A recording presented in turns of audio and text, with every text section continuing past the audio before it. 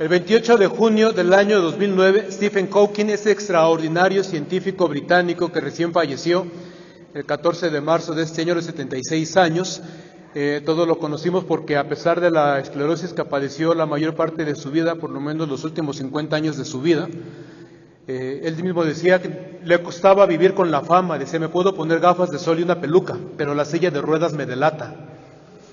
El 28 de junio de 2009, Stephen Hawking organizó una fiesta con champaña y no llegó absolutamente nadie. Lo dejaron plantado. Claro que también, si uno toma en cuenta que giró las invitaciones después de la fiesta, pero es que las invitaciones decían: a los viajeros del tiempo, invitamos a toda la gente del futuro a que se presente el 28 de junio a las 12 horas en el salón tal de la Universidad de Cambridge a la fiesta organizada por el profesor Stephen Hawking, porque el profesor decía, me gustan los experimentos sencillos y el champán. Así es que organizó las dos cosas juntas, combinó las dos cosas y organizó una fiesta para mostrar que es imposible viajar por el tiempo. Teóricamente es posible viajar por el tiempo porque el espacio y el tiempo están curvados, dice el profesor Hawking, siguiendo las enseñanzas de Einstein, como todos lo aprendimos en la primaria. Que lo comprendiéramos es otra cosa. Decía él, teóricamente es posible, pero si fuera posible, decía en su autobiografía, ya estuviéramos invadidos por turistas del futuro. Pero si tuviéramos una máquina del tiempo, si realmente fuera posible viajar al pasado o al futuro, si pudiéramos, como soñábamos muchos de niños cuando nos preguntaban ¿a qué época te gustaría viajar? Y uno dice inmediatamente, pues a la época del Nuevo Testamento. Y uno dice, a la época del Antiguo Testamento, vamos a ver si sí o si no se abrió el Mar Rojo, qué fue lo que pasó y cómo era Jesús. Y a lo mejor nos desencantaría saber que Jesús medía a lo mucho 1,5 metros y que tenía la nariz chata y probablemente era muy sucio, y como todavía no se acostumbraba a la higiene dental, ni se inventaban los cepillos de dientes, ni la Colgate, puede que el Hijo del Hombre, el más hermoso de toda la tierra, entre los hijos de Adán, como dice el Salmo, puede que el Hijo del Hombre a lo mejor estuviera chimuelo. Por poder puede ser, diría Rosana, pero quién sabe, a mí no me crean, tampoco quiero acabar con su poca fe. Pero si pudiéramos llegar a la época de Jesús,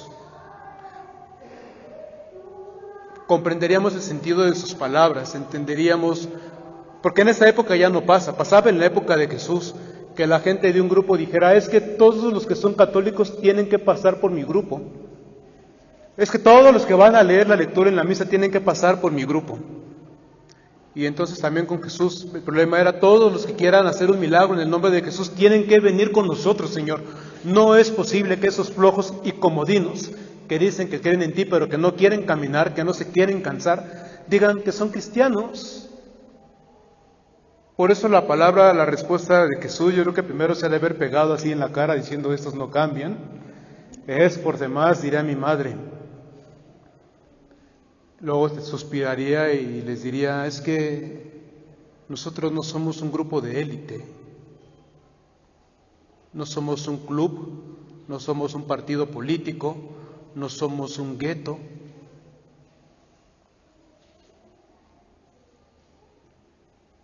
No podemos darle a nadie, no hemos firmado con nadie contrato de exclusividad. Decía esta mañana en Roma el Papa Francisco, tenemos que aprender a reconocer que Dios también se encuentra en los diferentes, en todos lados. Pero bueno, de eso nos daríamos cuenta si pudiéramos, insisto, viajar a lo largo del tiempo, como en el tobogán del tiempo de Odisea Burbujas, porque esas cosas por supuesto que ya no pasan en nuestros días. Y solamente estamos hablando de religión, ya no hablamos de partidos políticos, porque ahí... Pero aprender a abrirnos, aprender a valorar la presencia de Dios en los demás. Si pudiéramos viajar a lo largo del tiempo, nos daríamos cuenta cómo pensaba la gente de aquella época. Para las personas de aquella época el ser humano se dividía, no como para los griegos y luego para mucha de la gente de nuestro tiempo todavía, contaminada de pensamiento pagano, que es el pensamiento griego. La gente pagana griega pensaba que el cuerpo estaba dividido en cuerpo y alma, que nos moríamos y enterrábamos el cuerpo y el alma, ¡pum!, se iba para arriba, limpiecita, limpiecita, al cielo. Esa es mentalidad pagana. Para la gente de la época de Jesús, si viajáramos en el tiempo, ellos pensaban que el ser humano tenía tres partes: la mirada y el corazón, que están conectados. Son la parte de las emociones, de la percepción. Estaban divididos en boca. Ay, parezco un niño de kinder, pero bueno, yo hubiera reprobado kinder. Boca y oídos. Imagínense cuando jugaba yo cabeza, cara, hombros, pies. Siempre perdí. Pero la segunda parte del cuerpo son las orejas y la boca, que es la parte de la comunicación. Y la tercera parte del ser humano son las manos y los pies, la parte de nuestras acciones. De tal manera que el ser humano es inteligencia y emoción, comunicación y acción.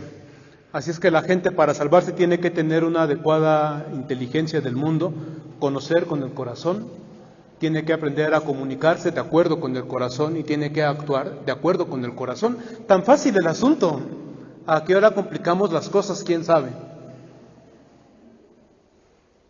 Si pudiéramos viajar en el tiempo, entenderíamos que Jesús no está hablando de cortarnos las manos en el sentido literal, sino decir córtate una mano significa cambia tu manera de actuar. Sácate un ojo significa cambia tu manera de pensar, de percibir las cosas. No seas tan prejuicioso. Atrévete a darte cuenta, a ver la vida como la ven los demás. Atrévete a darte cuenta de que si nada más ves como tus ojos ven, que miope.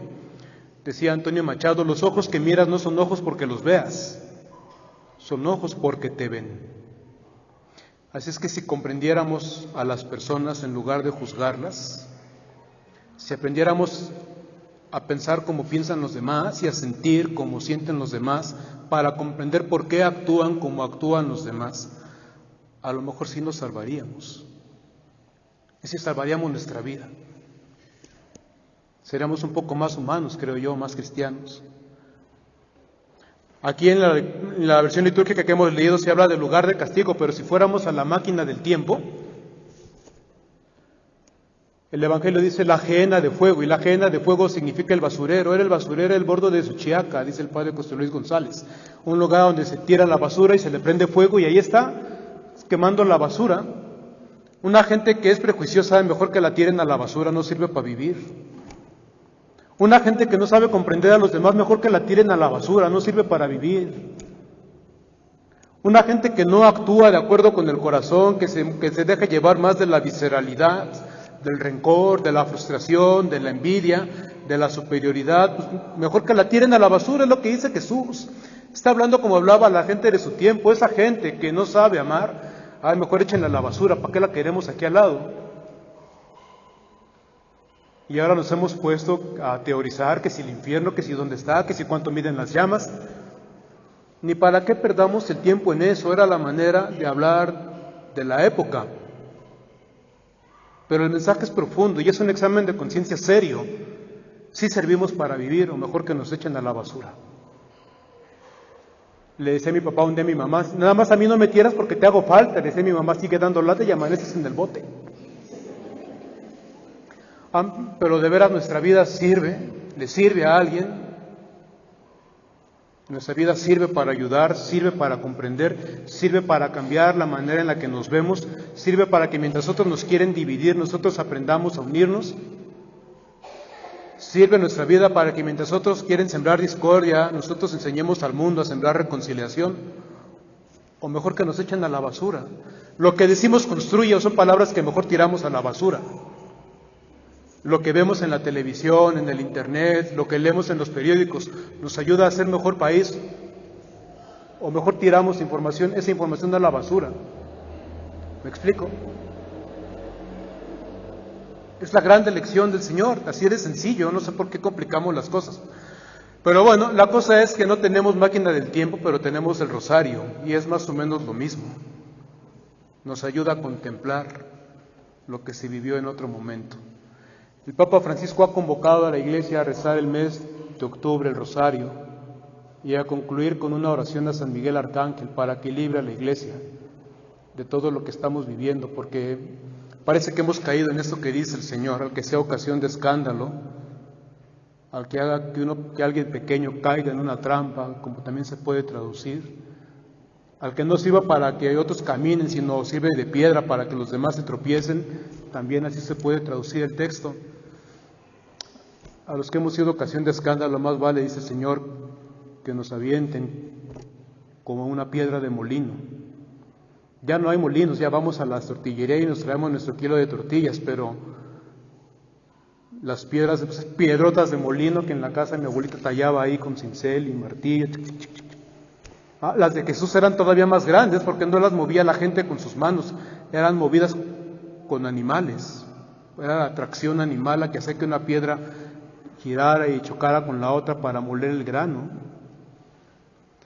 Con todos esos terribles escándalos de pederastia que se han cometido en la iglesia y de abusos y de todo lo que hay, tampoco hay que hacer el recuento, pero tampoco es para negarlo. No es que tampoco esté el demonio y hay gente que se pelea con el demonio y nada más anda hablando del demonio y uno dice, bueno, pues... Pero sí hay verdad, sí es verdad que todos de repente, no perdamos de vista, voy a hacer aquí un paréntesis, no perdamos de vista que el Papa Francisco es jesuita. Y en la espiritualidad de los jesuitas uno tiene que aprender a discernir si nos dejamos llevar por el buen espíritu o nos empuja un mal espíritu. No necesariamente es el diablo, puede ser la envidia, el rencor, los afanes de poder, de superioridad, las limitaciones con las que vamos caminando en la vida. De ese mal espíritu está hablando el Papa Francisco. Y cuando nos pide rezar el rosario, no nos está pidiendo que pasemos las bolitas tras bolitas. Yo de todas maneras voy a rezar el rosario con mi rosario de plata que me compré. Van a decir ustedes, ay, el Padre antes muerto, que sencillo.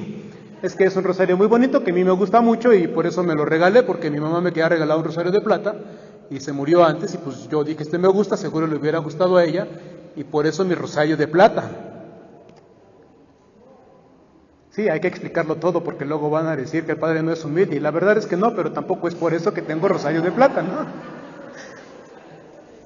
Pero el Papa invita a uno a decir, cuando él le invita, como buen jesuita, quiere que contemplemos el Evangelio, que vayamos a lo esencial, que vayamos a lo esencial, que veamos que si es, que vale la pena que se recupere de la vida de la iglesia y que es mejor hacerlo a un lado, sea que lo conservemos en el baúl de los recuerdos como un tesoro bonito, o hay que tirarlo a la basura.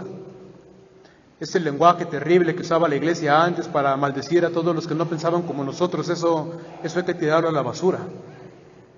El Papa invita a contemplar el Evangelio. Vámonos a lo esencial. Recuperemos el amor de Dios sin condiciones ni límites para nosotros. Nos pide encomendarnos a San Miguel Arcángel. Yo inmediatamente dije, ahí le hubiera puesto la oración de San José, pero como me llamo Miguel Ángel, dije, está bien, no importa. Pero la mentalidad del Papa es esto, preparémonos para luchar. Porque cuando uno contempla el Evangelio y uno se contempla a sí mismo, hay cosas, vamos a descubrir cosas de nosotros mismos que no nos gustan. Y es bueno que seamos valientes para que luchemos contra lo que no nos guste. Porque si no nos gusta a nosotros, tampoco le gusta a Dios. Cuando mendigamos amor, cuando buscamos venganza, cuando justificamos todo lo que hicimos que no tendríamos que haber hecho, pero lo justificamos porque en el fondo, aunque nos arrepentimos y no nos gusta, nos cuesta aceptarlo y el Papa pide la valentía de los hijos de Dios para enfrentarnos con dignidad a todo aquello que hay que hacer a un lado de nuestra vida. Un mes para encontrarnos con el Evangelio. Un mes para descubrir que sí hemos causado escándalo. Tampoco se trata ahorita de decir que éramos el monstruo escondido en la iglesia. El Papa lo dijo con mucha claridad, no se pueden juzgar las cosas de ayer con los valores de hoy. El mundo ha cambiado mucho. Esto de que las cosas se callaran por vergüenza no comenzó a pasar en la iglesia, ha pasado también en las familias. Hace 10 años, yo iba, cuando era niño, hace 20 años, 30 años, ¿qué más da? Nos mandaban, no tampoco, tengo 31, 50 años, pues le bajan a uno la autoestima. Pero cuando éramos niños, ¿a poco no íbamos bien orgullosos con nuestro pelo rígido de limón? Traíamos todavía hasta ahí los pedacitos del gajo del limón en la cabeza y manden ahora a los niños así, a ver qué les dicen en la escuela y los mismos niños, a ver si se dejan exprimir el limón en la cabeza.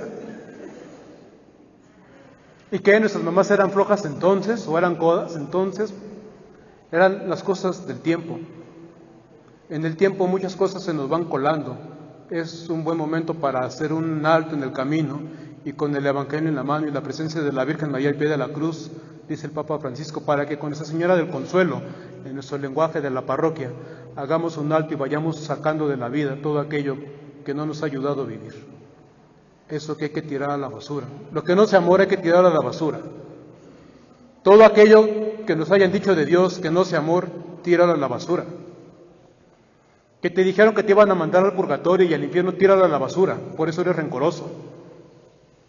Le dices a la gente, ay, es que pero hay un Dios, es que tienes deseos de venganza, pero como sabes que el otro es más fuerte que tú, entonces por eso no le das la patada. Pero el odio allí está, tíralo a la basura. Ni modo, con valentía. No nos pasa lo que una señora muy amiga mía en Guadalajara, la veía yo ayer y le digo, ¿cómo está? Ay, padre, es que traigo un dolor, pida por favor por mí, de esas cosas que escucho uno todos los días como padre, es que traigo un dolorzón, pídale por un bien a Dios. Y le digo, ¿ya fue al doctor? Ay, no, padre, me va a decir que estoy enferma. Así somos. Ha habido escándalo porque no hemos querido ir al doctor sabiendo que estábamos enfermos, para que no nos lo dijeran, pero si nos duele, ni modo. Con valentía aceptemos lo que ha sido escandaloso. Con valentía pidámosle al Señor que nos devuelva a lo sencillo del Evangelio, a lo profundo, a lo ancho, a lo extenso de su amor, y desde ahí que nos permita recomponer nuestra vida y que la Iglesia vuelva a ser para el mundo no un escándalo, sino la feliz noticia de que Dios está con nosotros todos los días, hasta el fin del mundo.